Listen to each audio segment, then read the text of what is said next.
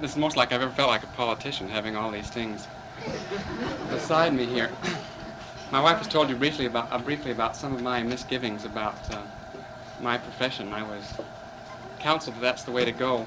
As a point of interest, I thought I might just mention in starting here that the early brethren in the church took a very dim view of attorneys.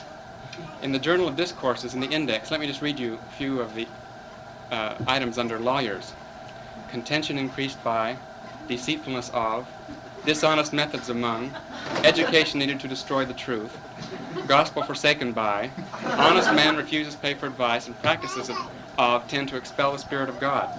And that's really honestly how they felt, and rightly so. I think you'll notice a little bit of change in the church today, in that not only many of our general authorities, former attorneys, but the BYU has just recently opened a law school. And I think there's a very important need, because the church has become very much aware that our country is entirely run by lawyers. And it's often been said that the American people are the only ones foolish enough to entrust their government to lawyers. Great Britain has 28,000 attorneys, and we have 400,000. To give you an example of how proliferate we are. But in my experience in law, I have learned a great many things. I'm glad to have Stuart White here. He's a fellow law student in my class, and he'll know a little bit what I'm talking about if some of the rest of you aren't able to follow too quickly. I have at least 20 hours of material I could cover with you. I decided to cut it down a little bit, but I could easily give a talk on any one of a dozen topics that I want to cover briefly with you tonight because they're important. My law school career has given me some really interesting understanding of government. And more than that, I've been so concerned about what I saw among my fellow students and among the faculty and among people in general in regard to government that I started doing a lot of research. I started becoming very interested in what the prophets of God had to say about government and various aspects of government. And may I allude to a few books that ought to be in any good Latter-day Saint library. Here's one of them right here, by President J. Reuben Clark, Jr. I'll refer to some of these brethren fairly often this evening. He was a member of the first presidency for 28 years, after having been Undersecretary of State and Ambassador to Mexico, and a man who knew a great deal about government and a great deal about the gospel. We had 2 years of his writings for our priesthood study in the Melchizedek priesthood in 69 to 71. You'll know what kind of authority he holds. Stand fast by the Constitution. I had hoped to open this up to discussion tonight and some questions, but because of the massive material which I've cut down and cut down and cut down, I thought it best that you just all take out notepads and paper, and everything you don't like that you hear, write down and talk to me about it some other time. I'm sure that you will all find something that you don't like that I'm going to say. I'm really not here to entertain you this evening. I'm here to call us all to repentance a little bit. This book is just off the press, God, Family, Country. It's the Sermons of Ezra Taft Benson. And it's a very powerful book. The preface is by Mark E. Peterson. And unfortunately, Brother Benson, as you know, was Secretary of Agriculture for 8 years during the Eisenhower administration. He fought a constant battle with the administration on policies. He wrote a book called Crossfire about what happened to him there. And he's a very spiritual man. He is now the president of the Quorum of the 12, and unfortunately has been maligned by many members of the church. Anything they ever hear about communism or socialism in General Conference, people say, oh, that's just Brother Benson. Well, Brother Benson is also the president of the Quorum of the 12, and he's one of the greatest prophets that we have had in these latter days, and I think it would be well worth all our time to pay a little attention to him. Some of the materials I took this evening are from these books. This is an excellent book. It kind of covers in a lot of detail broad things that are happening in our country today. It's by Jerome Horowitz, a Jewish convert to the church, an attorney, and he has really collated in one place an amazing amount of material about what is happening in the latter days, the elders of Israel and the Constitution. With that introduction, let me then next say that after all I've learned in studying law, I have become sufficiently concerned about what's happening in our nation and in the world, and how lethargic we as members of the church are about the whole situation, that upon reading these words of the Lord, behold, I send you out to testify and warn the people, and it becometh every man who hath been warned to warn his neighbor. Therefore they are left without excuse, and their sins are upon their own heads. Brothers and sisters, I've been warned. And I'm here so that when I leave Davis, being the only LDS law student here, I have a little background that maybe some of us don't. I want to make sure that when I leave here, the blood of none of you people is on my skirts. That may sound funny, but it's really serious. I want to make it real clear. I have a lot of little pictures up here of odds and ends that might give you an idea of what I'm going to talk about. I want you to know that the Constitution is one of the most treasured parts of my religion. The scriptures that we have in these latter days and these talks and sermons of our living prophets command it to be so. The Constitution of the United States is every much a part of my religion as the Book of Mormon or the Doctrine and Covenants or the Word of the Living Prophets. It's commanded to be so, and for that reason, anything that alters the Constitution or changes it or distorts it in any fashion does violence to my religion. It's for that reason that I'm very concerned. As far as I know, the United States Constitution is the only document, governmental document, to which the Lord has ever given divine sanction. Undoubtedly some things happen among the Nephites and the other peoples, but we have no knowledge of that. Just as a brief background, there are two great systems of law in this world, the common law system and the civil law system. The civil law system grew up out of Rome, basically, the Justinian Code. The emperors made codes. They carried over into our day into the Napoleonic Code of Europe. And the basic and fundamental difference between the two systems is that the civil law system comes from the government. They decide what law is, and they tell it to the people. They make a code by which you have to live. The common law system is quite opposite. It had its roots before the Magna Carta, but that was a major starting point. The common law came from the common people. It came up instead of down from the tyrants. And this is very simplified, much oversimplified, but it's a basic difference. And the Lord has ratified the one system far more than the other. You'll hear a lot of people today, a lot of people in this country, including many of our congressmen and senators, you wonder how they ever got there, who say that the Constitution of the United States is a document that holds back the government of the United States, that it was prepared for an 18th century agrarian economy. I take issue with every one of those statements. The Constitution of the United States is based upon human nature, which never has and never will change, as far as we know. It was put together by a group of men who were scientists, educators, journalists, teachers, generals, diplomats, a wide range of experience. You might almost call many of them Renaissance-type men. Today we don't have a government run by people like that, nor have we in our history, since the Founding Fathers, had any group of men so singularly capable of putting together this document. Washington was a military genius, Franklin a scientist. Two Adamses, one became our second president, Jefferson became our third president, Madison our fourth president. Hamilton was the first Secretary of the Treasury. The Morrises, the Wilsons, Light Horse Harry Lee, the father of Robert E. Lee, one of the great generals of the Revolutionary War. You might ponder the fact, even in all these great men, the fact that when it came right down to having a president of the United States, only one man was even considered for the job, George Washington. And he received the entire electoral vote. It's the only time it's happened in our history.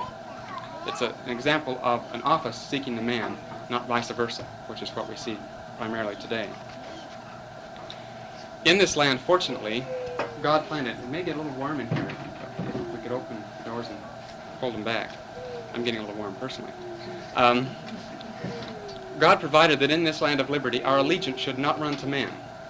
The only allegiance we owe as citizens of the United States is to the divine Constitution.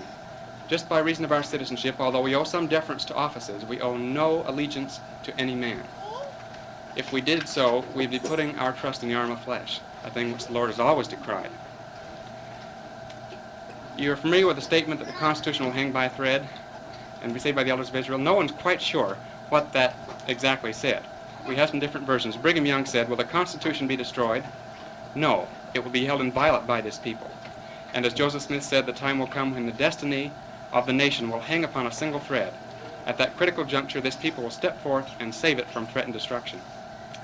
Orson Hyde and Orson Pratt said that the prophet Joseph had said the Constitution would hang by a thread, and if it were saved, it would be saved by this people.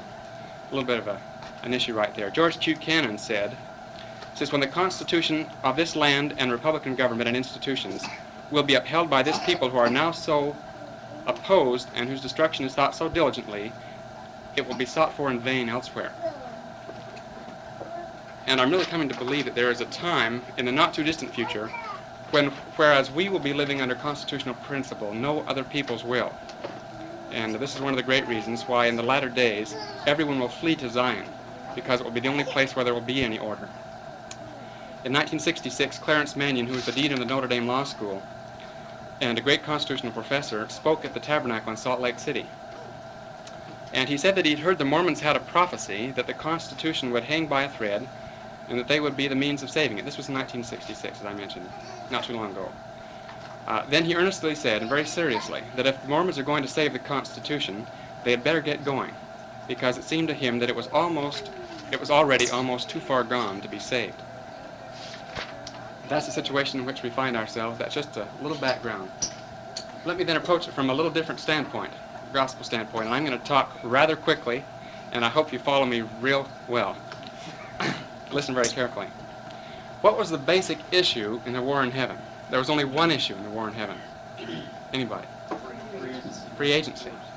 It was such a vital thing, God said that Satan wanted to take away the free agency of man, that Satan and a third of the hosts of heaven were cast out. The war in heaven is continuing on the earth today. It is Satan's plan, and always has been, to destroy the free agency of man. And if by subversion of government he can destroy our free agency, he has accomplished his purpose. The Lord has given us a great deal of latitude in this life. Some men can do great wickedness and other great righteousness. You can do a lot, and the Lord doesn't come down immediately and zap you for having done it. He waits. That's part of his plan too. The Lord, understandably, and we all know this, he's very displeased with wickedness. And he will help those who oppose it. This is a very important point for us to remember who are members of the church. So long as we stand for freedom, individually and as a people, we stand with God, because freedom is an eternal principle. It's been said that if government is so important and if freedom is so important, what we need is a prophet to tell us so. Brothers and sisters, we don't need a prophet. We have a prophet. What we don't have are listening ears. We do not listen to the prophet. President David O. McKay said, "No greater immediate responsibility rests upon members of this church, upon all citizens of this republic and of neighboring republics, than to protect the freedom vouchsafed by the Constitution of the United States." Today, Satan argues that if men are given free agency, they won't use it rightly. Some will be rich and some will be poor, and everything will go helter-skelter, and it's a terrible system. So he has led us into believing, he's lulled us away into a false sense of security, thinking that we can pick a few so-called brilliant men who will go to Washington or any other national capital and decide what is best for all of us. This is exactly the government we have right now. Isn't it interesting that we believe that the greatest thing in the world is the gospel of Jesus Christ, and yet we don't go out and force anyone to join the church? Can you imagine forcing people to join the church? Can you imagine forcing people to help the poor and the needy? This is what government is trying to do to us. It is totally opposed to the system the Lord would have established. This is a major point that I want to get across, is that the Constitution of the United States is a divine document because it preserves free agency. Man is on this earth to be tested. We understand that.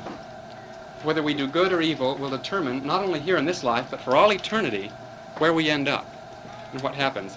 If our ability to do good or evil is abridged, we cannot fully meet the test. Satan then is winning the battle because our free agency is taken away. Without free agency, the Lord says there is no existence in the 93rd section of the Doctrine and Covenants. Listen to these scriptures from the 101st section. "According to the laws and constitution of this people, which I have suffered to be established and should be maintained for the rights and protection of all flesh, according to just and holy principles, that every man may act in doctrine and in principle pertaining to futurity, according to the moral agency which I have given him, that every man may be accountable for his own sins in the day of judgment. And for this purpose have I established the constitution of this land, by the hands of wise men whom I raised up to this very purpose, and redeemed the land by the shedding of blood." That's interesting. He says he raised up wise men for the very purpose of founding the Constitution. Wise men. That's the very same phrase that's used in the Gospels about the men who came at Jesus' birth. We don't know any more about them than that they were wise men. That's kind of an important appellation. It's interesting, too, that in the late 1800s, in the St. George Temple, the signers of the Declaration of Independence, most of whom were the founders of the Constitution, appeared to the president of the church, Lorenzo Snow, their spirit personages did, and asked why the temple work had not been done for them. It gives a little bit of indication as to the status of these men in the Lord's divine plan. The Lord further said, "Now verily I say unto you concerning the laws of this land, it is my will that my people should observe to do all things whatsoever I command them. And that law of the land which is constitutional, supporting that privilege of freedom and maintaining rights and privileges, belongs to all mankind, and is justifiable before me.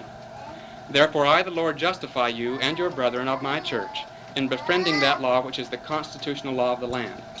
And remember, the test of what's a constitutional law is one that preserves man's free agency. "And as pertaining to the law of man, whatsoever is more or less than this cometh of evil. I, the Lord, make you free, therefore ye are free indeed. And that law which is constitutional also maketh you free. Nevertheless," and it sounds just like he's speaking of our day, "nevertheless, when the wicked rule, the people mourn. Wherefore honest men and wise men should be sought for diligently, and good men and wise men ye should observe to uphold, otherwise whatsoever is less than this cometh of evil." In the context in which the Lord's speaking, he can only mean one thing by good and honest men. When he says wise men, wise and good and honest, he has to mean in this context men who are wise enough to understand the principle of freedom and how it's based in our Constitution, and good enough to be willing to fight for that principle. Such men are sought for almost in vain in the United States today. In the 134th section, and this is another very significant scripture, this entire chapter is about our relation to government. We believe that governments were instituted of men, of God, for the benefit of man, and that he holds man accountable for their acts in relation to government, both in making laws and in administering them. We believe that no government can ever exist in peace except such laws are framed and held inviolate as will secure to each individual the free exercise of conscience, the right and control of property, and the protection of life. No government can ever exist in peace unless it preserves the right of conscience or our liberty to think and do as we wish, the right and control of private property, and the protection of life. Those three things are the critical things in any free government. Let me talk to you for a few minutes then about what the proper role of government should be from a very more or less secular standpoint. There are two theories of rights. Rights either come from God or they come from man.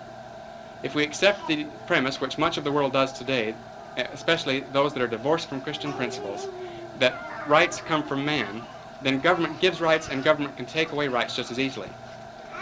We in the church, and we originally in this nation, believe that man has certain inalienable rights that come from God. He has the right to the pursuit of happiness, for instance, which in the context is very much refers to the control of private property. I support the doctrine of church and state, but we have gone to the extreme in the doctrine of church and state to the point that we've divorced entirely anything secular from anything religious, unknown to the kind of philosophy the founding fathers had. Now think about government for a minute. Government in and of itself has no innate power. Government can produce nothing. Government is an entity that's there to serve, but it has no power. It can produce no wealth. It can produce essentially no services of the kind we think of in the marketplace. It can produce no anything. People create governments, and for that reason, governments are responsible to people. And governments can have no more power than people give to them in our constitutional type system. In this context, government cannot do something that individuals cannot do. Let me take a real simple example. Suppose you have a couple of pioneers, and we were a free nation 100 years ago. Suppose we had a couple of pioneers, and they're out in where there's no state or territory yet, middle of no place, and one of them, what do you have to do a lot of the time? You're probably going to have to protect yourself from three things. You're likely to have to protect your life and that of your family. You're likely to have to protect your liberty, and you'll have to protect your property. These three things are the primary bases of government: the protection of life, liberty, and property. Pretty soon you get a few pioneers together, and we can't spend all our time protecting our lives, liberty, and property, or we can't produce anything. So a half a dozen of us get together, a group this size, and we vote Allen Kenworthy will be our sheriff. Okay, so we all give a little bit of our sustenance and what we produce to Allen Kenworthy so he can spend his full time protecting our life, liberty, and property. And we give him then the power that we have individually. We can't give him any more power than we have because we have nothing else to give. This is how government is born. It's interesting then that if you have pioneers A and B, suppose Pioneer A wants another horse. He doesn't have one for his wagon. Pioneer B has an extra horse. So Pioneer A says, well, he says, Pioneer B's got an extra horse. He's had a lot of good fortune. I'll just take it from him. Well, you see, Pioneer B has the right to protect his property. And so Pioneer A has no right to that. In the same way, the sheriff can't come and take that horse from Pioneer B and give it to Pioneer A. Even if all of you people in the community tell Alan Kenworthy that Glenn Dahlberg can have my horse, he can't have my horse because the sheriff has no more power than you do individually. Following that a little bit? Government can only have as much power as people do individually, which they give to government. Let me quote Brother Benson. By deriving its just powers from the governed, government becomes primarily a mechanism for defense against bodily harm, theft, and involuntary servitude. It cannot claim the power to redistribute the wealth or force reluctant citizens to perform acts of charity against their will. Government is created by man. No man can delegate a power that he does not possess. The creature exceeds the creator. The creature cannot exceed the creator. Get that straight. We have to recognize a thing which we in America seem not to, that government is no plaything. That's really the point to which we have arrived in this nation. George Washington said, government is not reason, it is not eloquence, it is force. Like fire, it is a dangerous servant and a fearful master. That's exactly what government is. The Constitution provides in its wisdom that the great bulk of our activity should take place locally, and so we can understand the laws that are governing us. Because of this, and this is important, since government is a great instrument of force, unless my conscience is clear that I could put a man to death, or put him in prison, or forcibly take away his property for something, I should oppose a law which would take away his property or life or liberty for those reasons. In other words, if I individually don't have the right to take away your life or liberty or property, then I should oppose any law which would do so in a right that I couldn't give it as a citizen of this nation. The smaller the governmental unit, it was really important that our founding fathers thought that local self-government was all important. They realized that the farther government got away from the people, the more tyranny and corruption got into it.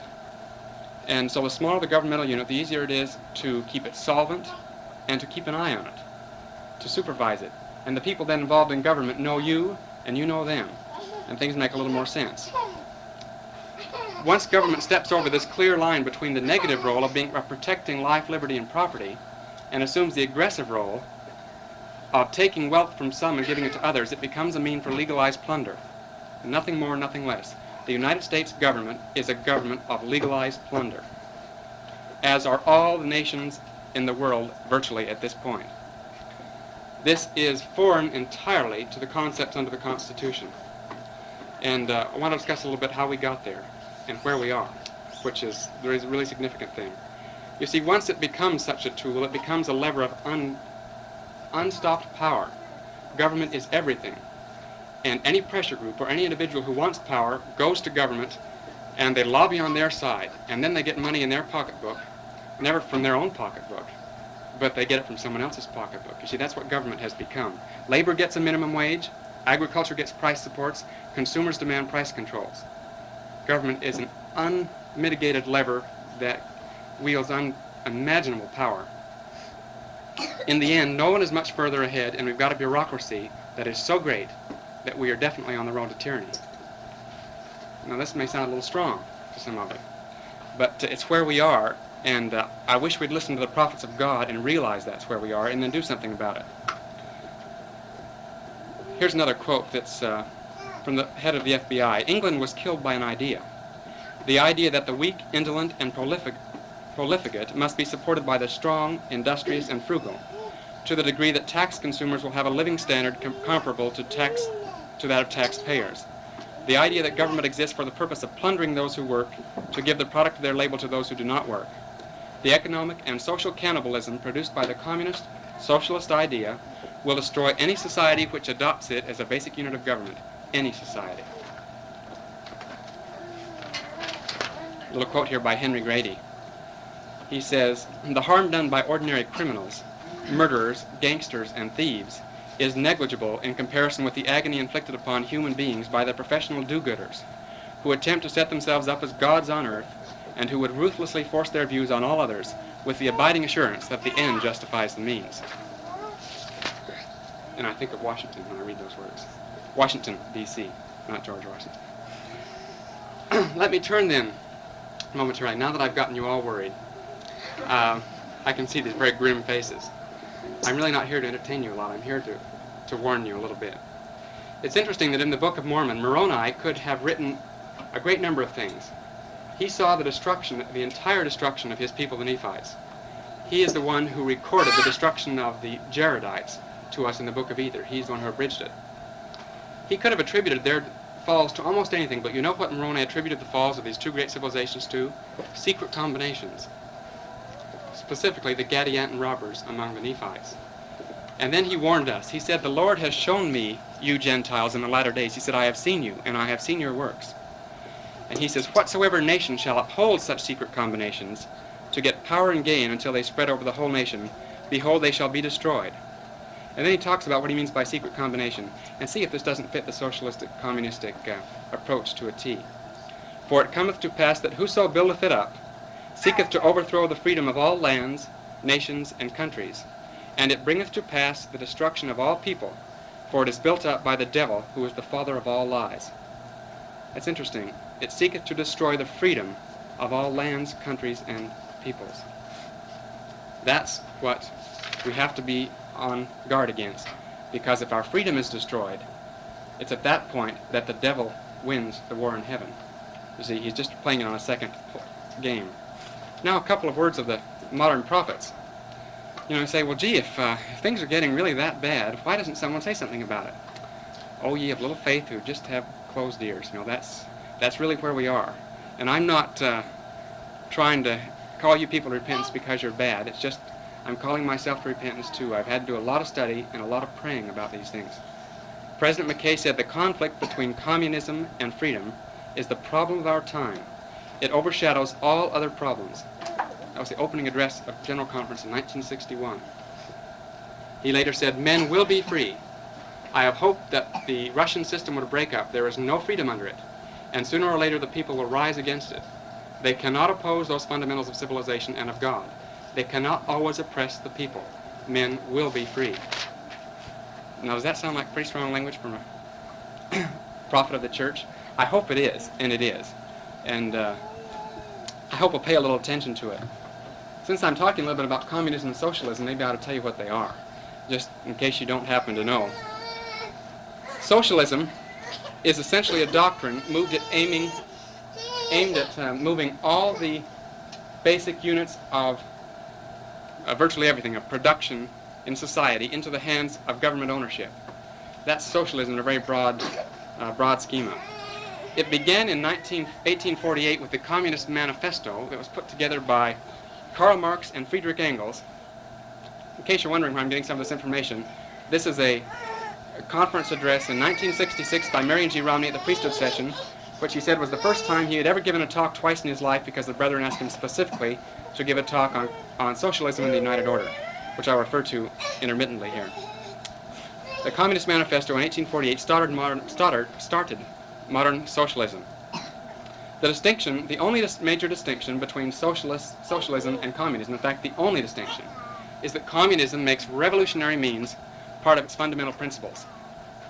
Both have the same ideas. Both believe in the collective control and ownership of all the vital means of production, and they both seek to achieve, through state action, a coordinated control of all the community affairs. The only difference is socialism does it by peaceful means, so-called, by the ballot box. Communism does it by force, by revolutionary means. The major rift between the two systems happened in 1875, when the Christian Democrats in Germany decided that instead of revolting against their rulers, that they would try and do it through the ballot box. They would try and do it through a parliamentary means. In the 1880s, a group of intellectuals in England started what's called the Fabian Society. This was a group of socialists who wanted to change the English system. I'm throwing a lot of history. I know Larry understands it. Maybe some of the rest of you will. The Fabians aim, quote, and this is quoting them, at permeating the existing parties with socialistic ideas rather than at creating a definitely socialistic party. They appeal to the electorate not as revolutionaries, but as constitutional reformers seeking a peaceful transformation of the system. But they again agree that all production tools should be owned by the government and that the power of the state should be used to achieve these ends. It's interesting that at the end of the year 1964, and this is the latest figures I have, but you can see what's happened, the following governments were entirely socialistic: Great Britain, Denmark, Norway, Sweden, Israel, and the Malagasy Republic. The Socialist International had important representatives in the coalition cabinets of Austria, Belgium, Iceland, Italy, Luxembourg, and Switzerland. It constituted the chief opposition, and now the ruling party in some of these countries, in France, India, Japan, the Netherlands, New Zealand, and West Germany. See, it has a little influence in the world. This is the great socialistic movement, the great do-good movement. We'll take your money from you, and we'll give it to all these poor, starving people, and in the end, we'll all be poor and starving. And that's exactly, it's that idea that has killed Great Britain. You see, that's where they find themselves right now. Basically then, internationally, our enemy is communism. And the battlefront is on all the freedom fronts of the world. That's where the battle is being fought right now. Nationally, our enemy is ever-creeping socialism. I could have said ever-creeping maybe really well 10 years ago. I almost could say all-consuming now. Within just the last 6 years, what's happened in national government.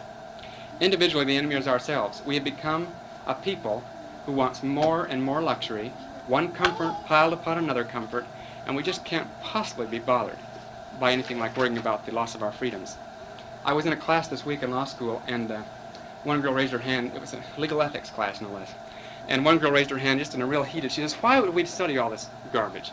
She said, "Look what happens in Washington, D.C. Look at Nixon and Magruder and Dean and all those rat finks." And this is in essence what she said. She says, why study about anything good when people like that run our country?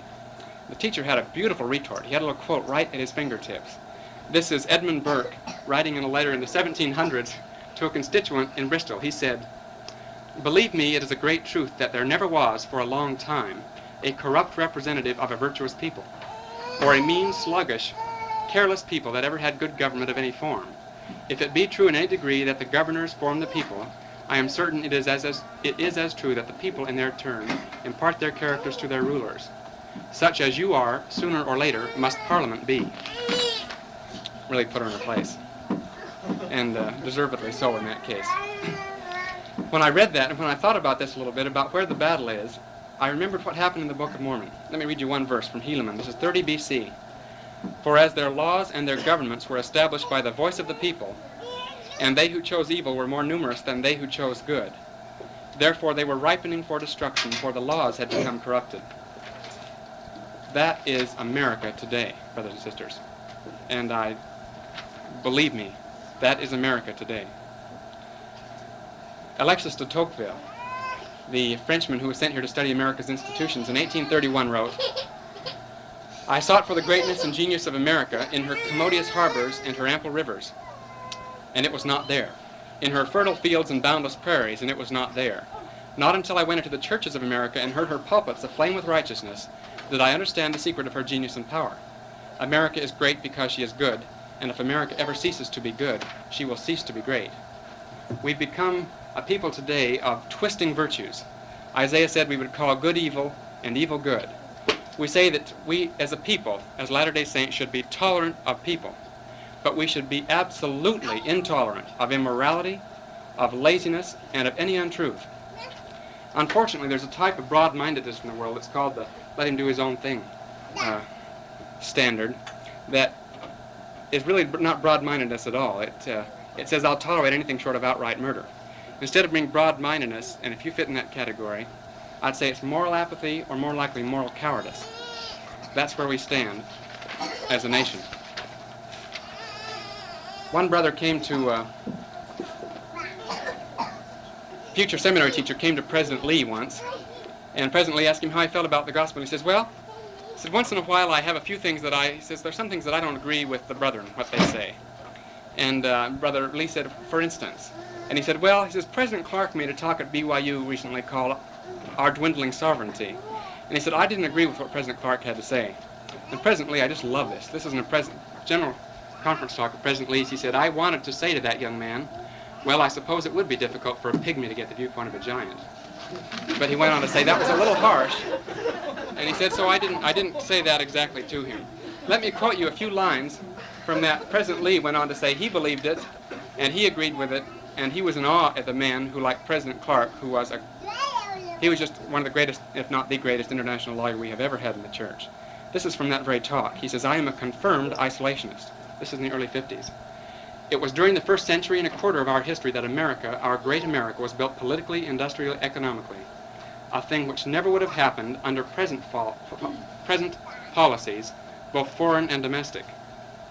I am pro-Constitution, pro-government, pro-free institutions, pro-liberty, pro-freedom, pro-full and complete independence and sovereignty, pro-local self-government, and pro-everything else that made us a free country in the first 130 years of our existence.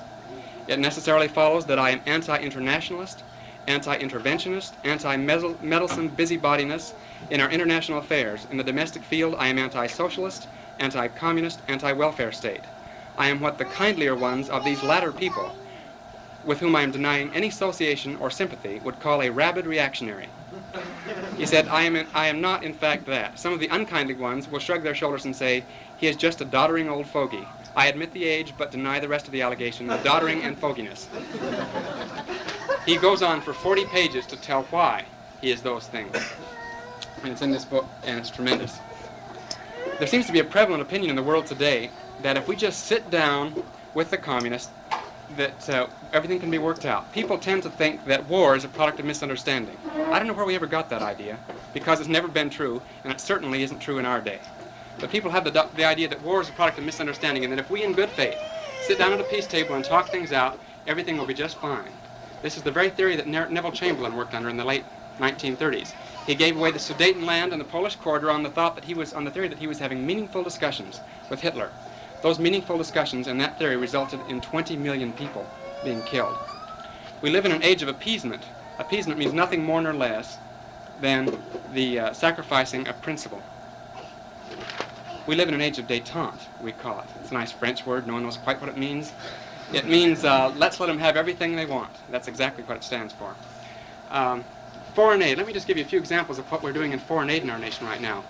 America has always been a good nation, and after our wars we have, amazingly to me, sometimes when I realize what we have given, and rightly so, we have in a moral largesse on our part given great funds and everything to nations, even nations that we've conquered, to rebuild them. We didn't hold grudges as such. But it's continued. You know, we haven't had a major war with anyone for quite a while. Not a declared war for a long time. But recently we gave Turkey $35 million to stop growing opium, which produces the heroin that's causing such destruction in our country.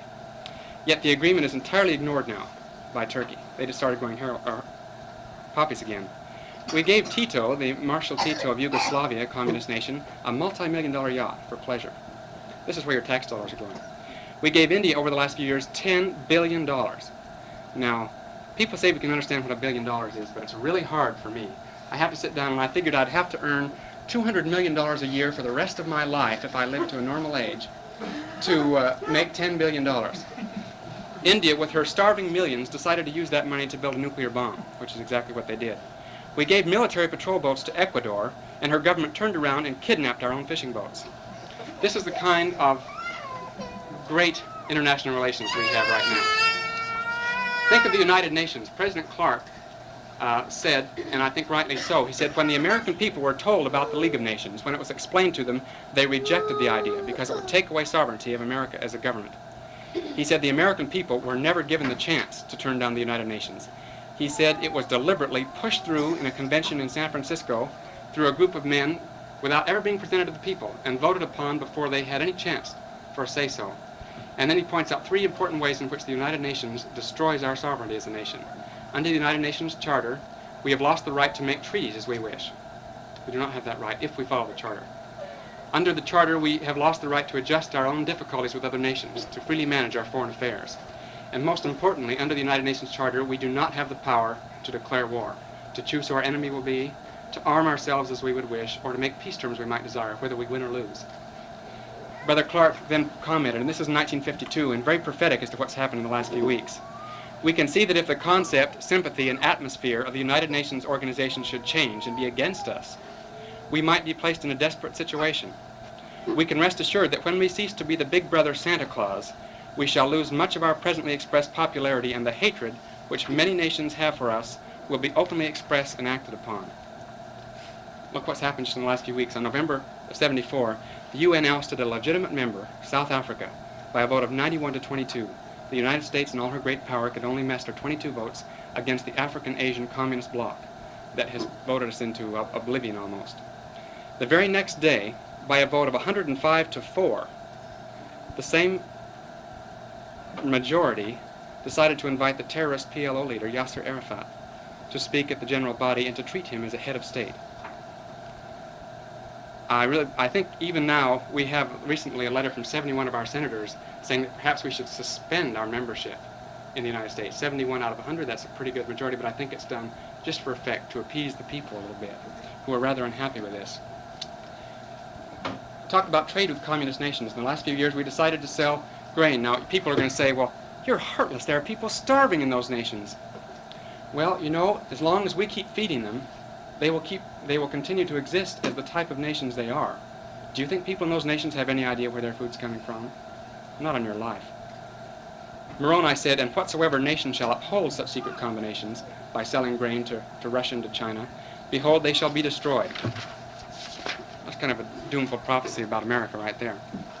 John Stuart Mill said in his essay on representative government, a people may prefer a free government, but if from indolence or carelessness or cowardice, I hope you're holding your hand up when any of these affect you, or want of public spirit, they are unequal to the exertion required to keep it, if they will not fight for it when it is directly attacked, if they can be deluded by artifices used to cheat them out of it, if by momentary discouragement or temporary panic, or a fit of enthusiasm for an individual, they can be induced to lay their liberties aside, in all these cases they are more or less unfit for liberty.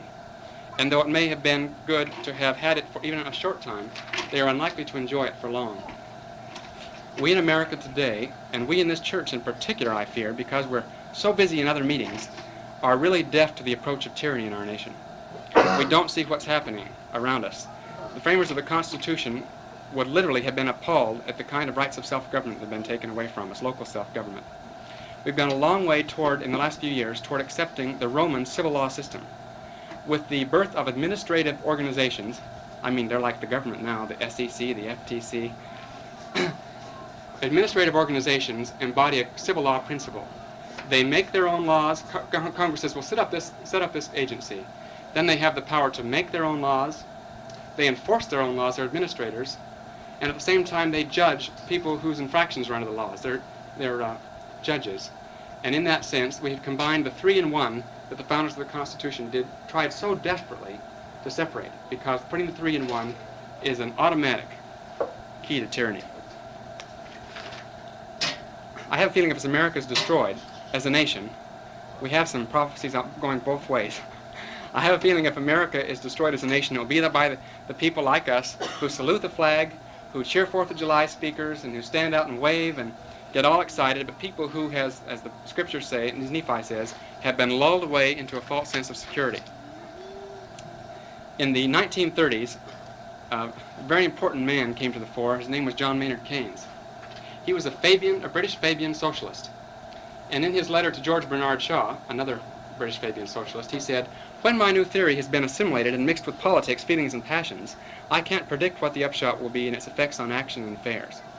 He didn't even rule out the possibility of force in Keynesian economics. But unlike Marxian socialism, Keynesian socialism allows for a certain amount of private ownership, but it's only a token to keep the people appeased because the government regulates it completely. The Keynesian system thus allows private ownership but total regulation, whereas Marxian socialism requires government ownership.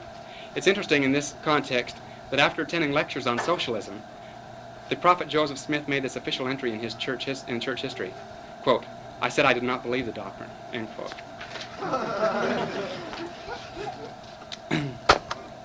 Alexis de Tocqueville again. I'll go ahead.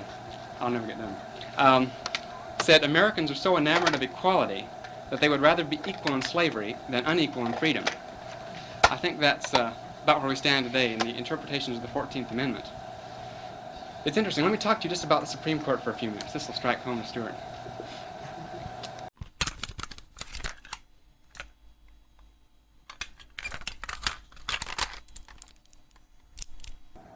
In the early days of the church, the prophet Brigham Young and his successors were adamantly opposed to public schools in the state of Utah. That's one of the reasons, one of the things that kept them from being made a state, along with polygamy and a lot of other things that were thrown in their face. But that's one of the things because they feared that if their children were put in public schools, they would be taught secular doctrines, which is, of course, exactly what happens. It seems pretty easy to understand that in a nation like ours, where every single party has an input into what is taught in schools, that those who believe in the most will have to give way to those who believe least. And those who believe least have to, in the end, give way to those who believe absolutely nothing at all.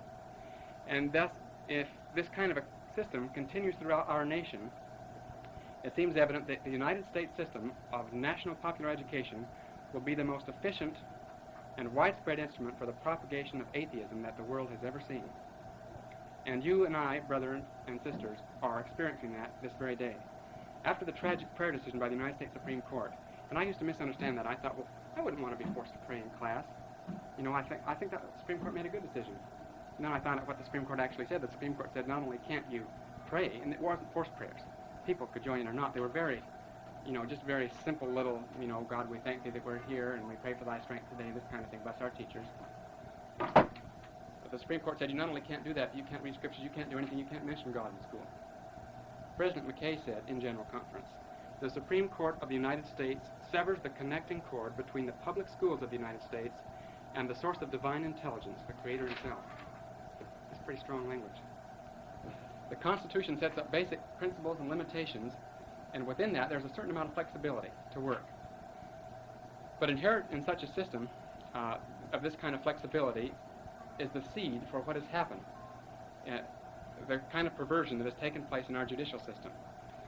The courts of the United States, the Supreme Court, on which I lay the greater blame, has perverted into this amount of flexibility into a false doctrine of judicial interpretation, by which they have changed the Constitution of the United States, not just within the limits of the principles and limitations, but they have entirely changed the principles and the limitations without amendment, and they've done this all under the guise of interpretation. For instance, in Lochner v. New York, an important case in 1905, the Supreme Court said New York had made the first law governing the hours that a person could work. It said an employer could not have an employee work more than 10 hours a day or more than 60 hours a week. The United States Supreme Court at that time said the general right to make a contract in relation to his business, meaning the employee and employer make a contract, is part of the liberty of the individual protected by the 14th Amendment of the federal Constitution. There is no reasonable ground for interfering with such liberty. We can't, if a man wants to sign up for working 180 hours a week, if there were that many, we couldn't stop him. That's a liberty under the Constitution. In 1937, after Roosevelt was able to put a few people on the court changed its view. It changed its view about everything. This is when it all started, brothers and sisters, was the turn of the century. And I had the opportunity to sit down with a good brother who is a constitutional professor at our school here and chat with him a little bit about it. And I say, why do you think that the whole Constitution has been viewed so differently since 1900? And he said, well, because there's so many more people in this country. The Constitution was not an 18th century agricultural document. The Constitution is based on human nature, and size of population has absolutely nothing to do with the basic principles embodied therein. We have all kinds of little exciting things like the Village of Euclid case in 1926. The Constitution decided that zoning was constitutional. Now, I know it sounds like heresy to say that zoning goes against the laws of God, but it does. That's all we know today. The people who, if I have a piece of property here and you have a piece of property there, do I have the right to tell you what you can build or can't build? How far your house has to be from the road? I certainly don't. And I couldn't give that authority to the sheriff in the town. I can't give that authority to the national government, but the national government took that authority. And in so doing, the dissenters in that landmark decision, which allowed zoning in this nation, said, it is meaningless to speak of constitutional development, when both the language and history of the controlling provisions of the Constitution are wholly ignored. To find such a political conception legally enforceable in the broad and unspecific guarantee of equal protection is to rewrite the Constitution. That's what has happened this entire century in the Supreme Court. Ezra Taft Benson said, almost everyone recognizes that something is wrong with the Supreme Court. One does not have to be a constitutional lawyer to sense it. After a decade or more of court decisions following a consistent and recognizable pattern, crime now runs rampant in the streets. Subversives who are openly dedicated to the destruction of our way of life operate in our midst with complete impunity, and government has grown to gigantic proportions never envisaged by the framers of the Constitution. If one looks closely, the hand of the modern Supreme Court can be found in all of these major developments. He made an interesting comment there. You know, we believe people ought to be able to believe what they want. In 1936, the First Presidency of the Church made a formal declaration about communism.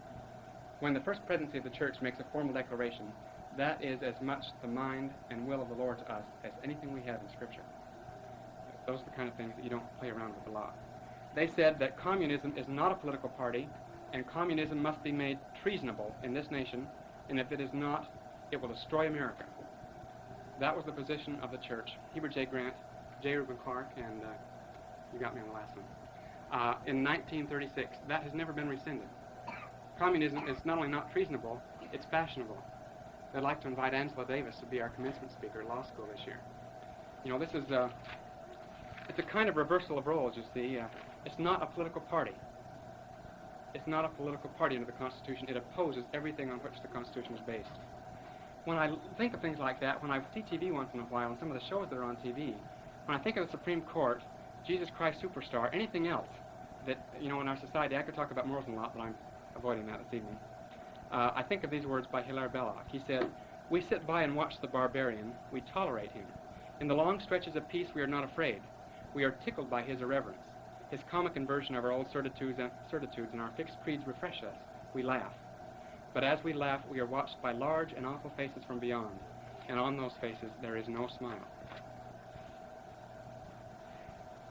It's interesting that now I'll get down to some specifics. I'm going to run right within my time, I think. I can make it. But I'm running the hour and a half that I was given from the time I stood up. Talking as fast as I am out of breath.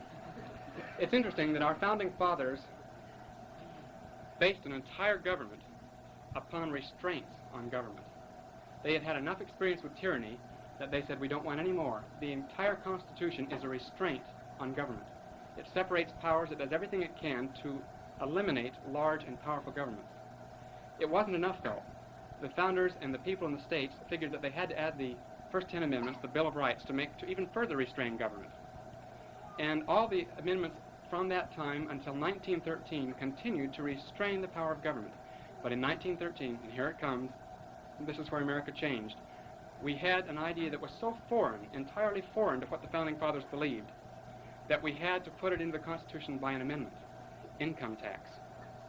This was an idea, up until that time, government had remained small, understandably, because it was, from property taxes. There was a certain limited amount of money. And in 1913, when income tax was passed, a single person who made $5,000, that was quite a bit of money in 1913, paid $20 income tax. You were only really hit with income tax rates if you made more than $100,000. And that's who the income tax was after. It was the Rockefellers and the Carnegies that the income tax was after. But along came World War II and allowed for the greatest perversion of what was already a bad system that we've had the misfortune to ever see. From the period 1932 to 1934, the first 3 years of the Roosevelt administration, the federal budget equaled the entire federal budget from 1789 to 1912. 130 years was equaled in 3 years because of the perversion of the income tax. It was a time of great need, a time of a lot of people out of work. And so what happened? The government, Big Brother, steps in to help you out. But we have to take it from someplace to give it to you, because government can produce nothing of its own. Government cannot make money. I'm a capitalist. From the word go, I know that's a dirty word in American society today, but I'm also a laborer. I realize the importance to both. I realize the importance to unions. But unions have gotten totally out of control. Capital abused its privileges in the late 1800s and the early 1900s. Labor unions came in. But the capitalists now, the great empires, money empires, are subject to antitrust laws, but the unions aren't. How long can you treat two different groups of citizens in the same country entirely differently? When unionism is no more tolerable because it's the oppression of the many than it was when it was the oppression of the few. We're certainly living in a system like that today. Take minimum wage law. I'm talking about everything, against everything that I hope you don't hold dear. Wages can only come from production. Government can't say you have to pay this person a certain amount of money and produce anything. In the long run, it has always proved true that increased minimum wages cause increased unemployment among the least skilled workers in our nation. I've got statistics in the reams to point that out. Thomas Jefferson said, to preserve our independence, we must not let our rulers load us with perpetual debt. If we can prevent the government from wasting the labors of the people under the pretense of caring for them, they will be happy. Let me tell you a little bit about government debt. In 1900, there were 26 persons in private employ. This is everything from farmers to skilled and unskilled laborers and doctors. 26 people in private employ for every one in federal government, and federal, local, and state government as a whole. 1945, that had dropped to 9 in private industry to 1 in government. In 1975, today, it stands at only 5 people are employed in the private sector for every 1 in government. And the U.S. Chamber of Commerce statistics point out that if the rate is growing, it will be 1 to 1 by the year 2000. 1 person will be employed by a level of government for every 1 person employed in private industry. A perfect example, the House Office Building, the Sam Rayburn Building in Washington, D.C. In 1955, Congress appropriated $5 million. 10 years later, almost finished, they have spent $140 million to build that building. That's how Congress operates. See, they don't have to worry about it. Congress isn't, they're independently wealthy because they have all kinds of help from other people. And but don't get me wrong, I'm totally opposed to the public spending laws that have just been passed recently. They take away your freedom and they abridge it. And it's an interesting group. There is a suit now before the United States Supreme Court by William Buckley and the American Civil Liberties Union as diametrically opposed as philosophies as there could possibly be, saying that these new voting laws that prevent you from spending more or giving more to certain candidates are unconstitutional under the First Amendment. And they definitely are, regardless of what the Supreme Court of the United States says. Including accrued liabilities, our national debt now stands at slightly over $1 trillion. That's a little bit phenomenal, I know, but to bring it down home, that is $5,000 of debt for every man, woman, and child in the United States of America. And the thing about that is that says, well, we don't have to worry about that. We have to pay it. That the interest on our national debt right now is in excess of $15 billion a year. That's pretty phenomenal. Someone has said that the Jews own America, and it may be true because I think they hold most of the notes. But it's really not as funny as it may sound. There's $1 trillion in public debt. There is presently $3 trillion of private debt in this nation. You know what the leaders of the church have been saying for years and years and years about getting out of debt? People will tell you now that public and private debt are quite different. You know that public debt is important and you have to do it to keep the economy going. This all goes back to one system. It started in the 1930s. It's Keynesian economics. It says that we have to regulate all the money, we have to regulate all the economy. And brothers and sisters, that's socialism. We talk about inflation, since we all know a little bit about that right down home. Inflation is more and more dollars chasing fewer and fewer goods. There's not enough production and there's a lot of money around. We've been convinced by our leaders in all walks of life that we could spend ourselves into prosperity. The larger gross national product we have every year, the better off we are. Some of you people who know a lot about economics ought to really look into this.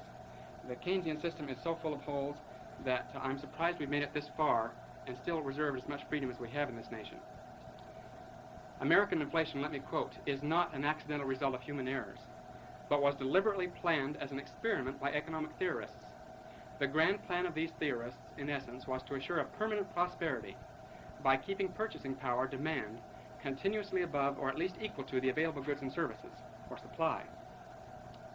Let me quote to you then, very interesting, I try and keep up on current events, what I read in the editorial page of the Wall Street Journal this past Wednesday. Put squarely, the economy is now being pulled down by taxes, direct and indirect, on people who work in order to sustain the purchasing power of people who do not work. As the recession deepens, it automatically triggers increased payment for not working, in the form of the vast modern array of social benefits, unemployment compensation, Social Security, medical benefits, food stamps, welfare, and so on. You have to follow this real closely to understand what he's saying. Not only are such payments intended to relieve suffering, they are also, in the grand Keynesian scheme, supposed to provide economic stimulus by maintaining demand. So they do. They maintain demand, and that is why prices do not fall. But such payments to the non-productive sector must somehow be paid for by the productive sector, either by taxes or by loans to the government. In fact, with inflation constantly pushing everyone into higher and higher tax brackets, taxes are literally increasing daily. There comes a point at which labor and capital decide it is more advantageous not to produce, and supplies fall even though demand is maintained. Follow that?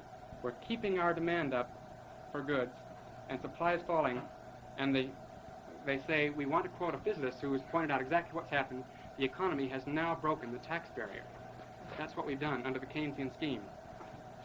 It's interesting, isn't it, that Lenin predicted that the capitalist nations of the world would fall by inflation instead of by revolutionary uprisings? That's what Lenin said in about 1916. And it's interesting that inflation played a very important part in the Russian Revolution. It's basically what brought Hitler to rise in Germany, and it's reduced much of Europe to second-rate powers. Look at Great Britain, look at France, look at Italy. I mean, it's overwhelming. Look at Uruguay. 85% in 1 year inflation because they decided that you could retire at 55 and have a lot of government benefits. Very interesting system. In an interview conducted in November with the Nobel Prize-winning economist Dr. Friedrich A. von Hayek, the question was asked, in general, I am curious as to how you see the prospects of liberty in our times and in the future. Classic answer. What I expect is that inflation will drive all the Western countries into planned economy via price controls. Nobody would dare to stop inflation in an ordinary manner, meaning letting there be severe unemployment for a while. So assuming it stops, it will be resumed. People will find they can't live with constantly rising prices and will try to do it by price controls, and that, of course, is the end to the market system and the end of the free political order. So I think it will be via the fight against inflation that the free market and free institutions will disappear. It may still take 10 years, but it doesn't matter much to me because I hope in 10 years I will be dead. Let me tell you what the church says about welfare. Now, this is official church. This is 1973 in the Welfare Services Handbooks given to bishops.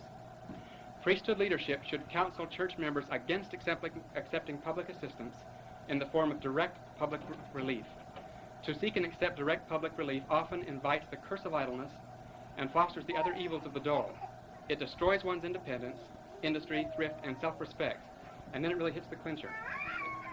As a rule, bishops should not render assistance, including hospitalization, to any person who is being helped from local or national welfare departments. If you get help by the government welfare system, you don't get help by the church welfare system. That's a pretty strong indication of how the church feels about the whole plan. Let me move into a couple of areas. I may breeze through this yet. A couple of specific areas to give you a few details of how corrupt the system is in this country. In 1936, in General Conference, President J. Reuben Clark, Jr. spoke about Social Security, which had just then been passed by Congress. He said, "Why delude ourselves into thinking that a third of us can live in idleness and all of us be better off? If a third may be idle and all be better off than now, why not half idle and increase our prosperity? And if half, why not two-thirds? And if two-thirds, then all of us idle and have every man a millionaire and nobody working." Furthermore, to provide by law that a third shall live off the two-thirds is to set up legal slavery of the two-thirds who work. As one within the age of the proposed idle class, he was over 65, I protest with all the spirit and strength I possess against the infliction upon me of such a curse. May the Lord God forbid that this shall come. Brothers and sisters, it has come. He goes on to say that for the decrepit and infirm from any cause, we have the greatest solicitude and sympathy, and the Lord has demanded that we take care of them. But at the same time, he says the Lord's second great commandment is that while man can work, he must work. And he said government should have no hand in this. There was never any welfare or Social Security or anything until the 1930s. Isn't it interesting that we didn't have old people just dying on the streets? You know, cancer eating them up. I mean, you know, the nation gone to rot. This is what we're told would happen today if we did away with these programs. Let me tell you about Social Security, since we're all involved in this grand scheme.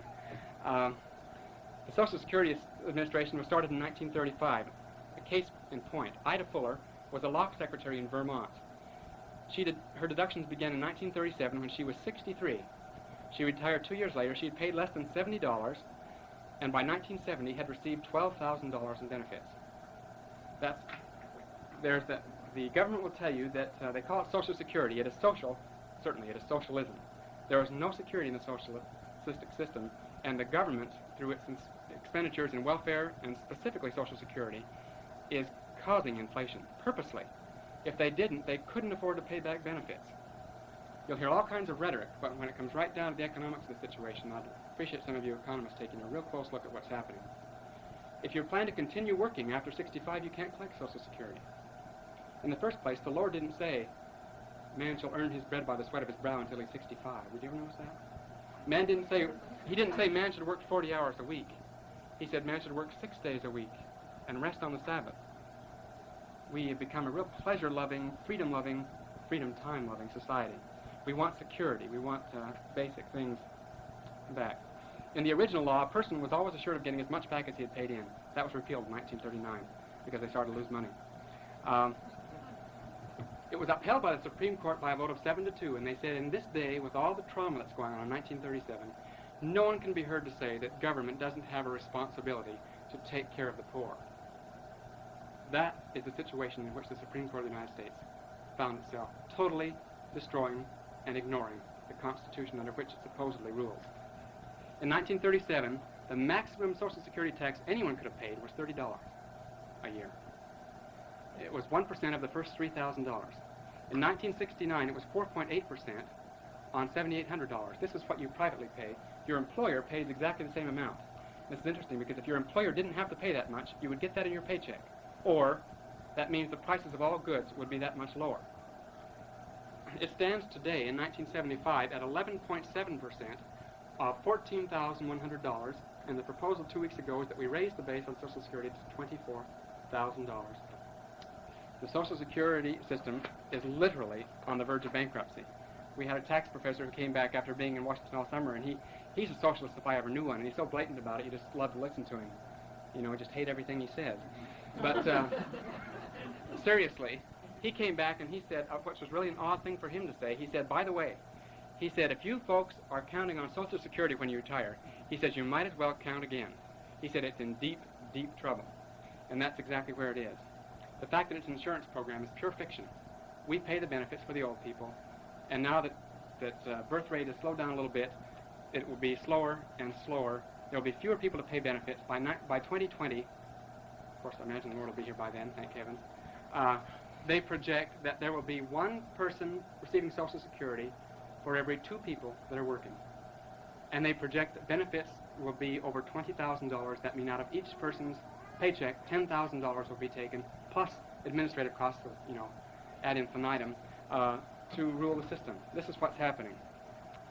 In 1972, America decided, well, we've got a lot of people, in 1969, America decided we've got a lot of people that are over 72 that have never paid a cent of Social Security. We've got to take care of those people, even though they haven't paid a cent of this insurance program. You think, well, that isn't too bad, they're over 72, but there were 700,000 of them who started gaining full benefits at that time. And they talk about semantics. They talk about insurance and trust funds. I think of Isaiah. They will call good evil and evil good. That's exactly the system. Bastiat, the French philosopher, I love him. For those of you who know anything about political philosophy, he gave the definition of the state as this: the great fictitious entity by which everyone seeks to live at the expense of everyone else. And that's where we are. You might notice, go back to the October 74 conference report. Bishop Bon J. Featherstone, whom we heard a great deal about in our regional meeting last Saturday. I wish you could have been there and heard the stories about that man when he was younger, from our regional representative. He talked about the help that we needed to give the elderly. He talked about every facet of it, and never once did he mention Social Security in that talk. You know, has it ever occurred to any of you that the devil is very clever? You know, he's trying to destroy, literally destroy the family unit. He does it through birth control. He does it through abortion. He does it through immorality in general. That's pretty rampant. He does it through daycare centers. He says, well, let's let our women go back to work and put our children in daycare centers. You know how else he does it? Through Social Security. How many people feel that, well, my parents took care of me when I was young, but now they're on Social Security, they don't need any help? What better way to destroy family ties with the kind of people who ought to be living with us in the first place, our parents? Very interesting. Go back and read it. The whole thing reminds me of the Declaration of Independence. Reminds me of the Declaration of Independence, where it was written, this is referring to George III, it sounds just like Washington, D.C. today, he has erected a multitude of new offices and sent hither swarms of officers to harass our people and eat out their substance. At least King George wasn't a hypocrite. He didn't claim to be a great do-gooder for all the people, which is what we have today. Let me give you some statistics. Presently, $1,650 of the amount of money you make in a year will be taken for Social Security. Part of it yours, part of it your employer's. Assuming an average mortality, the 18-year-old, now I'll give you some real specifics. The average 18-year-old total tax in his life will run $108,401. His employer pays the same amount, so that's $217,808. If you compound that at 7% interest, which is pretty fair considering inflation, the combined total of contributions is $847,638. And then I quote from the article called Social Security Statistics. The maximum value of benefits the worker can expect to obtain is $564,451. If he is married, he'll get an additional $225,000.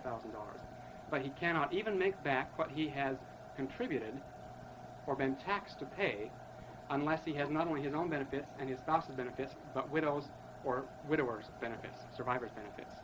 If he's 40, it's the same thing. You think, well, maybe older people are better off. If they're 50 or over, they'll probably make back a good deal more than they paid. Under 50, they will pay more than they ever received under the present kind of a system. It takes 73,000 bureaucrats to administer Social Security in this nation. Isn't that wonderful? Mary and G. Romney, when they had talked about Social Security in General Conference, a lot of comments were made about it by the Brethren when it came out in '36. And he tells this story. He says a man came to his office. This is President Mary G. Romney. Came to his office after conference, and he said that he disagreed bitterly with what Brother Clark and Brother Worthland and I had said. We had all talked about the welfare program. After I'd calmed him down a little bit, or he'd blown off steam, he said I started asking him questions. And he said I noticed that he had quite a strong accent. And so I asked him when he came to America and why. And he said, because a prophet of God told me to come. I said, who was that prophet? He replied, President Woodruff. I said, do you believe President Woodruff was a prophet of God? I do, was the answer. Do you believe President Snow was a prophet of God? I do, he said. Do you believe President Joseph F. Smith was a prophet of God? I do. Then I came to the crux of my questioning. Do you believe that Heber J. Grant is a prophet of God? And he said, I think he ought to keep his mouth shut about old age assistance. And then Brother Romney says, very perceptively, that man's testimony wasn't doing him very much good. That's exactly where most of us on the church, I'm afraid, find ourselves when the leaders of the church say things that we don't like to hear about our government. I have to agree that much of what has happened has been caused by the stupidity on the part of certain people. But much hasn't. There is too carefully laid a plan.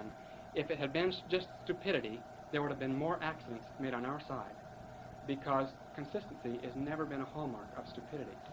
Think about that. J. Irwin Clark Jr. said, and do not think that all these usurpations, intimidations, and impositions are being imposed upon us through inadvertence or mistake. The whole course is deliberately planned and carried out. Its purpose is to destroy the Constitution and our constitutional government, then to bring chaos out of which the new statism with its slavery is to arise. With a cruel, relentless, selfish, ambitious crew in the saddle, riding hard with whip and spur, a red-shrouded band of night riders for despotism. Very poetic. That was in conference, too, and yet we say, well, gee, the brethren haven't said anything, have they? I'm very close to agriculture. Can I just share a couple of thoughts with you about agriculture? I really feel that agriculture is the only hope of America as far as world trade goes. It's the only thing that can save our dollar. It's the only thing we have to offer the rest of the world. Japan and Germany can produce mechanical things, electrical things, much more cheaply than we can, most of them, except for our space industry. But we have agriculture which no one else has that we can give to the world. It's no accident that in 1933 the Agricultural Adjustment Act was passed by Congress, and it was put to effect in the same unit of the United States Department of Agriculture where the first cell of communists were found, the infamous Ware cell, including Alger Hiss and all those of his ilk. They started in the Department of Agriculture. Rexford Tugwell, who was the chief economic advisor to Henry Wallace, the Secretary of Agriculture in the 1930s, wrote this poem heralding a socialist America. He said, I am sick of the nation's stenches. I am sick of the propertied czars. I have dreamed my great dream of their passing. I have gathered my tools and my charts. My plans are fashioned and practical. I shall roll up my sleeves and make America over. Those are the people that were running our government in the 1930s. George N. Peake, the first administrator of the system, said they admired everything Russian. To them, Russia was the promised land, and the sooner the U.S. became like Russia, the better for everyone. And I've got to quote FDR. He said to Congressman Martin Dies of this very famous Special Committee on Un-American Activities, quote, I do not believe in communism any more than you do, but there's nothing wrong with the communists in this country. Several of my best friends are communists. The AAA was supposedly a temporary and emergency measure, and yet it's still in effect today. You notice how that always happens? Once it gets in, it never gets out. President Johnson in 1966 said that we could take 50 million acres out of production and produce all the food and fiber that we need and export, that we consume and export. Isn't it interesting then that the United States is the second largest agricultural importer in the world, second only to Great Britain? In the fiscal year beginning 1922, July 1st, 1922, was the first time in our history in America that we failed to produce enough to take care of our own consumption needs, and that we exported. And it has gotten progressively worse since. We're seeing a lot of the effects of it. Why farmers? Why start there? Quote, this is from Peake's diary. They are talking social revolution, and they have the idea that it is the mission of the Roosevelt administration to turn us into some kind of socialist state. And they think the place to start is with the framers, or with the farmers, because it is the farmers who in other countries have formed the chief obstacle to socialism. Roosevelt in his inaugural address in 1932 said, quote, the government owes every man a living, end quote. This is the kind of stuff that's happening. Now let me show you how this AAA works.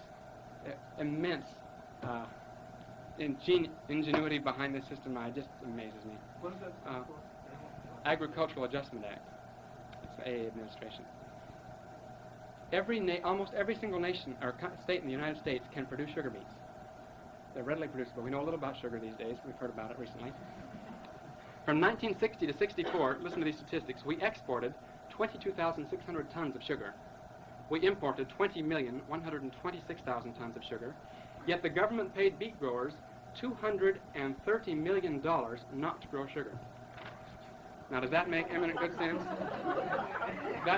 I could go on with statistics like that for literally 200 pages. I have them at home.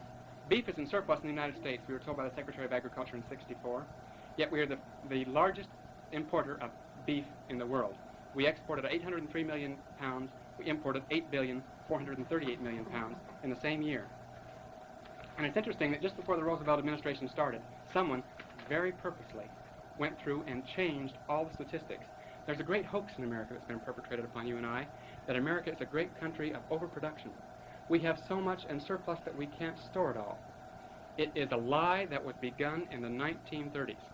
We do not have over and above all. If we had our ships stopped and our planes stopped right now, we would literally starve as a people.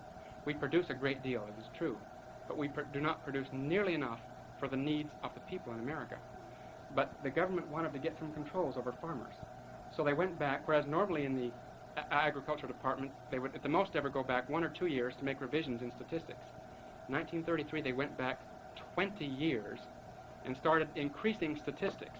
Beef, for example, in 1920 they said, well, we'll give them 75,000 more head of cattle than we had. They gradually moved up each year until 1932. They said they had 3,145,000 cattle more than farmers had reported. And then they came to Congress, oh, we've got so much, we've got to stop producing, which they did. Let me, a few remarks now. I know I'm running over here. Let me compare just briefly with you the united order that the Lord has said we must live in socialism. They're very different principles. They're both similar in that they both talk about the means of production and what's going to happen in society, but here are the differences. The united order is based on a belief in God. Socialism is wholly materialistic and denies a God. Not all socialists are atheists, but socialism is atheistic, completely. Secondly, the united order is implemented by the voluntary free will actions of men. You give your property. On the other hand, socialism implements the same kind of giving by force. It's taking. Third difference, in harmony with church belief, the Doctrine and Covenants says that no government can exist without private property. Socialism seeks to destroy the rights of private property. The united order is non-political. Socialism is political, and because of that is riddled by the perversion and the corruption that exists in politics today throughout the world. A righteous people is a prerequisite to the united order, living it.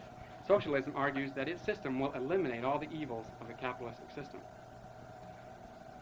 Brother Romney says, this is his talk in priesthood session of conference he was asked specifically to give, no, brethren, socialism is not the united order. However, notwithstanding my abhorrence of it, I am persuaded that it is the way of the present and the foreseeable future. It has already taken over or is contending for control in most nations of the world. We here in the United States, in converting our government into a social welfare state, have ourselves adopted much of socialism. Specifically, we have to an alarming degree adopted the use of the power of the state in the control and distribution of the fruits of industry. We are on notice, according to the words of President Johnson, this was in 1966, that we are going much further, for he is quoted as saying, We are going to take all the money we think is unnecessarily being spent by the haves and give it to the have-nots. This is the spirit of socialism, taking. The spirit of the United Order is giving. They're just that opposite. Brother Romney continues, the free agency of Americans has been greatly abridged. Some argue that we have voluntarily surrendered the power to government. Be this as it may, the fact remains that the loss of freedom with the consent of the enslaved, or even at their request, is nonetheless slavery. Pretty profound words. And then he finally climaxes by saying, the implementation of the United Order must await the redemption of Zion, meaning specifically here, Jackson County, Missouri. He says it will be in a time when just and holy principles of the Constitution are those governing the Lord's people. He says, including the right to private property. If in the meantime socialism takes over in America, it will have to be displaced, if need be, by the power of God, because the United Order can never function under socialism or the welfare state, for the good and sufficient reason that the principles on which they operate are inimical. Pretty strong. That's the talk that he only talked in his life he ever gave twice, he said. Let me conclude with a few remarks. I appreciate all you good people coming with your little children. I know this has been a little trying. My own wife I haven't seen for an hour and a half.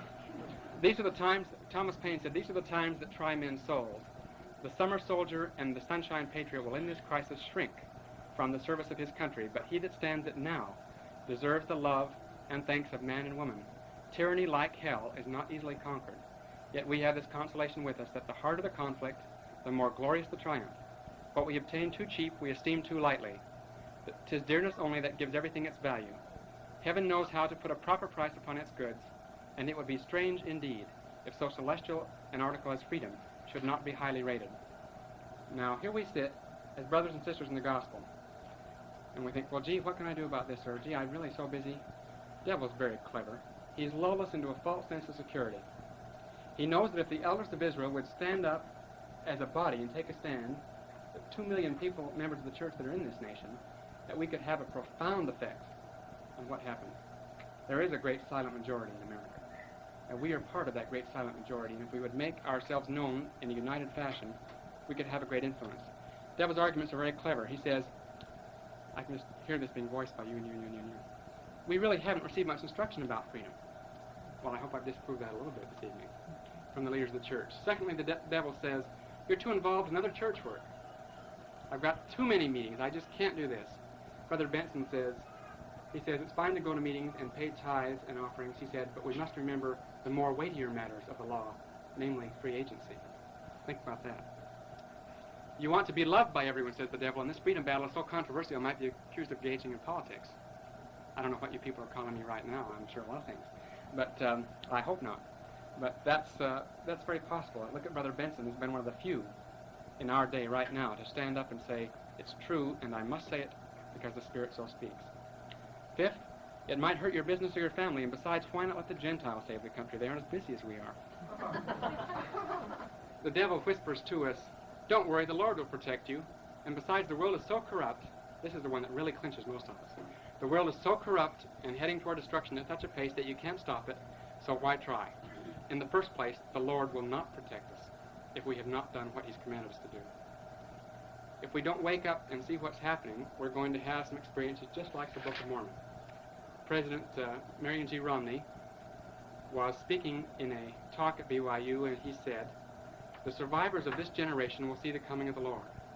Someone asked him what he meant by survivors. He opened the Book of Mormon to the 8th chapter of 3rd Nephi, read the whole chapter about the destructions that happen in this continent, and he closed the book and said, that will happen again in America because she will not repent. And the prophets have made it very clear that we'll be right in there having rocks fall on us if we haven't done what we're supposed to do. We find that the ultimate will be for freedom. The ultimate, we know if we have any faith in the gospel, that the ultimate victory will be on the side of freedom. So whether it's hard now or easy, we'd better stand on that side or we're going to find ourselves out of the church. If we had done our homework and been faithful, we could have stood forth long before now and helped save the Constitution. And it's an indictment that every one of you elders and myself and you sisters will have to bear if the Constitution is further lost and if we have to redeem it by the shedding of blood. An indictment that we did not step forth and do all we could. I'm not saying become a senator or become president. I'm saying get involved on a local level, stop regional land use planning, stop what's happening in this nation to drive us into a one big nation tyranny. Just 4 last things. Let me give you 4 standards for Latter-day Saints by which you can judge, I honestly believe, any law or any principle that is espoused by government. And please keep up to date. We can't do anything if we're not an informed people. First of all, the Constitution of the United States itself. Have any of you ever read the Constitution of the United States? It's not a very long document. A little bit complicated perhaps, but not very long. Or read the Federalist Papers. That'll explain it to you. One of the greatest treatises on government ever written in history. Study the Constitution and then come to understand what it means in the Lord's principles of free agency. Study the Scriptures. The Doctrine and Covenant says, if ye are prepared, ye shall not fear. And in the 27th section, wherefore lift up your hearts and rejoice, and gird up your loins, and take upon you my whole armor, that ye may be able to withstand the evil day, having done all, that ye may be able to stand. Have we done all, brothers and sisters? We have not. There is no question about it. First, the Constitution. Second, the Scriptures. Third, the living prophets. Joseph Smith said, I am the greatest advocate of the Constitution of the United States there is on the earth. Hiram Smith said, to vote for wicked men, we haven't had much else running lately, it would be sin. Plainly and simply. President McKay said the conflict between communism and freedom is the problem of our time. It overshadows all other problems. And remember that communism and socialism are one and the same, twin brothers, just different names. President Joseph Fielding Smith said, now I tell you it is the time the people of the United States were waking up with the understanding that if they don't save the Constitution from the dangers that threaten it, we will have a change of government. And J. Reuben Clark Jr. capped it all up when he said, we stand in danger of losing our liberties, and that once lost, only blood will bring them back. And once lost, we of this church is never going to be taken from the earth again. We of this church will, in order to keep the church going forward as it must, have more sacrifices to make and more persecutions to endure than we have yet known. Constitution, the Scriptures, the words of the living prophets, and last, and certainly not least, the inspiration of the Holy Ghost, by which we should judge all things. Brothers and sisters, I have done a lot of thinking about this for the last few years. I have finally come to realize why we need lawyers in the church. We need people who understand the basics of constitutionalism. If we don't have them, there will be none in the country. This book, Stand Fast by the Constitution, is required reading of every student at the BYU Law School. The Deseret book just republished it when the law school was open. Very profound by Brother Clark. I have a testimony that the United States of America is the base of operations for the Lord in the last days. This is where the church is headquartered. This is where it's moving from. I know because I believe the Scriptures that America is a land choice above all other lands. We are not just another nation among a community of nations in the world. We are a land that is different than anyone else. We have a specific and a particular mission.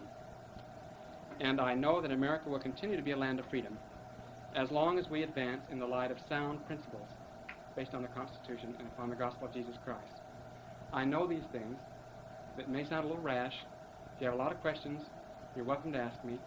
But I know these things because I've studied and I've prayed and I've fasted at great length to know what the will of the Lord really is about your free agency and mine and what is happening in the world today. And I know that we in this room are in our minds saying, all is well in Zion. All is well. Zion being the United States.